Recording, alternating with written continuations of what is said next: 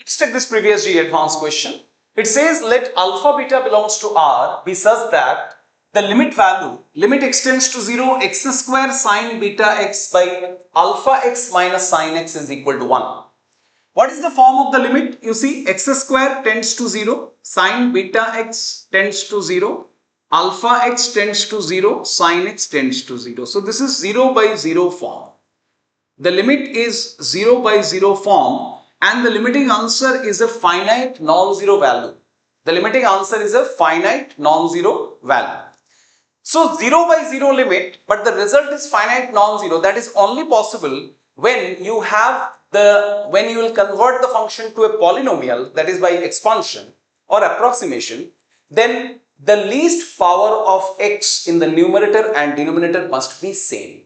Then only the ratio will be tending to some finite non-zero value. Okay, so what we need to make sure is that the least power of x in numerator and denominator must be same.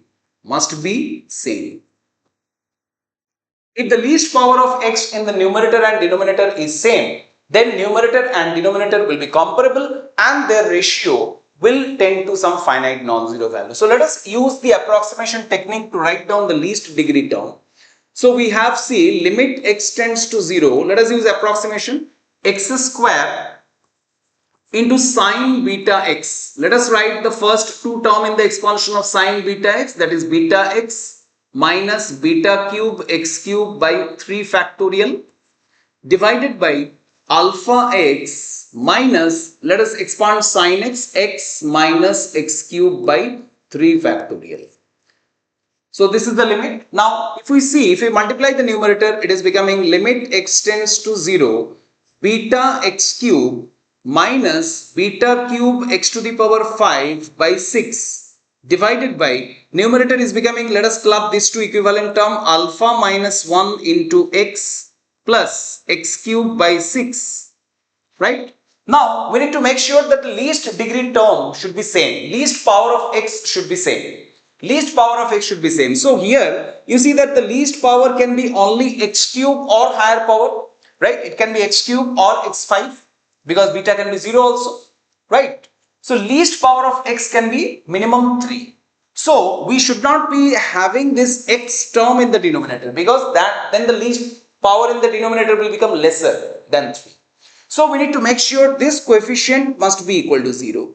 So first condition is alpha minus 1 should be equal to 0.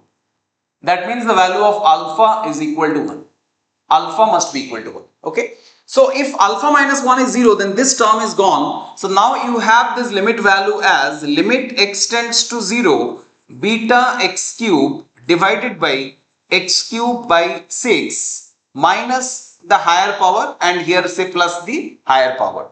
Okay. Now here the least power of x is 3. That means in numerator also least power of x should be 3. So that means here beta should definitely be non-zero because the least power of x should be 3. So we will consider only the least power and this x cube cancels and this limit value will become 6 beta and that should be equal to the limiting answer, that is 1.